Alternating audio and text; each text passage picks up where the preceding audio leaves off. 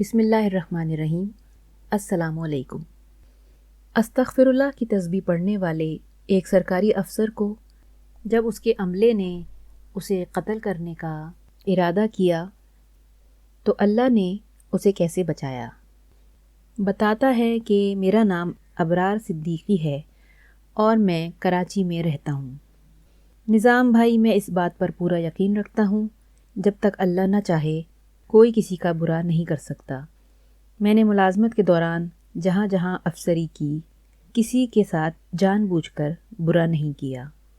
خدا نخواستہ کسی کے ساتھ برا ہو گیا ہو تو الگ بات ہے، اور اس کے لیے اللہ سے میں نے ہمیشہ توبہ استغفار ہی کی ہے۔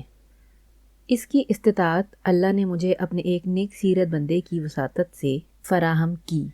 15 سال پہلے کی بات ہے، نماز مغرب ادا کر کے میں مسجد میں ہی بیٹھا تھا کہ ایک نورانی صورت نوجوان مجھ سے ملا اور پوچھنے لگا، آپ پریشان ہیں؟ نہیں تو میں نے اسے حیرت سے دیکھا۔ وہ عمر میں کم از کم 10-15 سال مجھ سے چھوٹا ہوگا۔ پھر آپ کچھ پڑھ رہے ہوں گے؟ اس نے مسکراتے ہوئے سوال کیا۔ بس ویسے ہی بیٹھا ہوں، نماز کے بعد میں چند منٹ اکیلا بیٹھ جاتا ہوں تو مجھے بڑا سکون ملتا ہے۔ میں نے کہا، اچھا، یہ بھی ڈپریشن کی بہت بڑی ریمیڈی ہے۔ اس نے کہا، اگر آپ برا محسوس نہ کریں تو میں آپ کو پڑھنے کے لیے ایک چیز بتا دوں؟ جی بتا دیجئے۔ آپ ہر نماز کے بعد جب یوں ہی بیٹھے ہوتے ہیں تو استغفر اللہ پڑھتے رہا کریں۔ اب آپ حیران ہوں گے کہ میں ایک اجنبی آپ کو یہ کیوں بتا رہا ہوں، تو سن لیجئے۔ مجھے بھی کسی نے یہ کہا تھا، اس کو بھی کسی نے یہ کہا تھا۔ یہ ہمارے لیے تو صدقہ جاریہ ہے، لیکن اس ایک کلمے سے انسان کا تعلق اللہ سے جڑ جاتا ہے۔ خیر و فلاح کے دروازے اس پر کھل جاتے ہیں۔ توبہ کر کے وہ اللہ کی توجہ حاصل کرتا ہے، اور جب کوئی اس کو بلا وجہ تنگ کرے تو اس میں وہ انسان کامیاب نہیں ہوتا۔ استغفار کامیابی کا راستہ ہے۔ میں اس کی بات سنتا رہا اور پھر میں نے اس کا شکریہ ادا کیا اور وہ سلام کر کے رخصت ہو گیا۔ اسی وقت میں سجدے میں گرا اور کئی منٹ تک استغفر اللہ پڑھتا رہا۔ پھر یہ میرا معمول بن گیا، اور اب میں اس واقعے کی جانب آتا ہوں جس کے لیے میں نے تمہیدی واقعہ سنایا ہے۔ استغفر اللہ نے میری زندگی بدل کر رکھ دی۔ میں 18ویں گریڈ میں پروموٹ ہوا تو مجھے ایسے علاقے میں اہم پوسٹ پر تعینات کیا گیا جہاں سرکاری عملہ بہت کرپٹ تھا۔ پورا محکمہ اس وبال کی وجہ سے فرعون بنا ہوا تھا۔ مجھے اس کا احساس ہو گیا اور میں نے استغفر اللہ کی تسبیح کو پہلے سے زیادہ پڑھنا شروع کر دیا۔ اتفاق دیکھیے کہ ایک رات مجھے عجیب سا اشارہ ہوا کہ مجھے اپنے باہر والے دفتر کی بجائے اندر والے دفتر میں بیٹھ کر کام کرنا چاہیے۔ میں نے اگلے دن اپنا دفتر پچھلے کمرے میں شفٹ کیا۔ یہ کوئی خلاف ضابطہ بات نہیں تھی۔ میں نے دفتر میں ڈسپلن قائم کر دیا، سازشوں کا مقابلہ کیا۔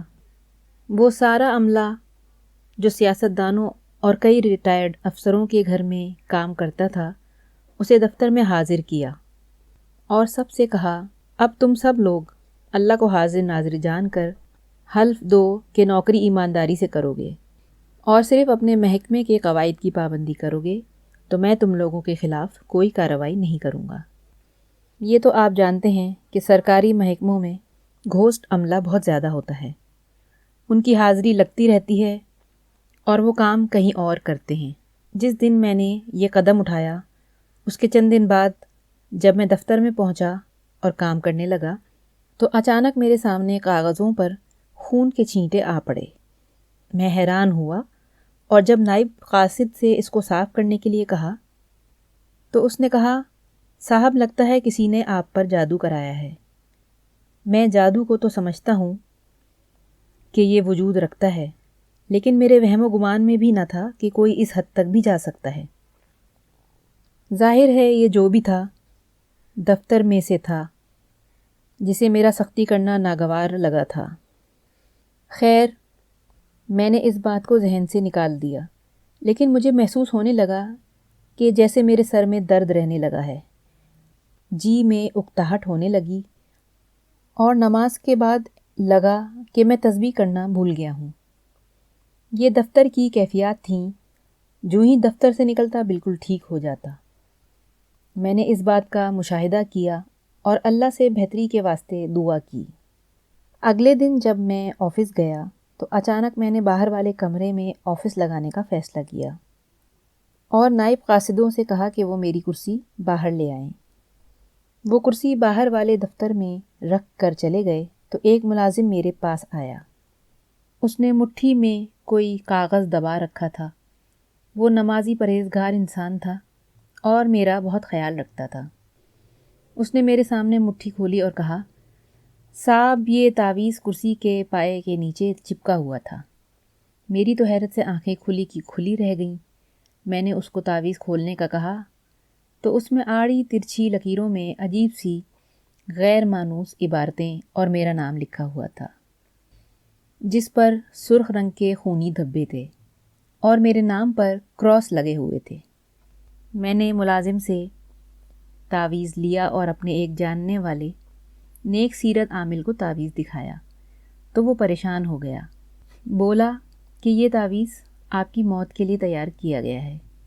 اس نے فوری طور پر اس تعویذ کا توڑ کر کے اسے جلا دیا اور مجھے کافی تسلی دی۔